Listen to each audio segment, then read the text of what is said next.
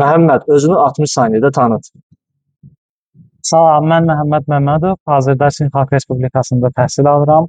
Hazırda Cünhua şəhərində yaşayıram və orada magistratura təhsilimi davam etdirirəm. Diaspor gənclərinin yay düşərgəsində iştirak etmək necə bir hissdir? Bu həqiqətən də çox əla bir hissdir, çünki mən bu düşərgədə əvvəldən olmaq istəyirdim həqiqətən də iştirakçı kimi və düşünürəm ki, bu düşərgə mənim üçün çox unudulmaz xatirələrlə yadda qalacaq. Bu günlərdə müxtəlif müzakirələrə, panel müzakirələrinə qatıldınız, seminarlara qatıldınız. Nələr öyrəndiniz, nələr yadda qaldı?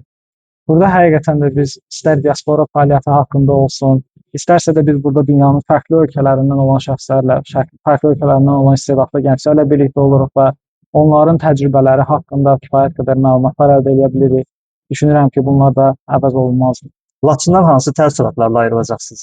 Laçından çox müsbət təəssüratlarla ayrılacağam, çünki bura həqiqətən də Azərbaycanın ən dilbər güşələrindən biridir və düşünürəm ki, hər bir Azərbaycanlı bugün Qarabağa gəlib bu cür bir tədbirdə iştirak etmək istəyər.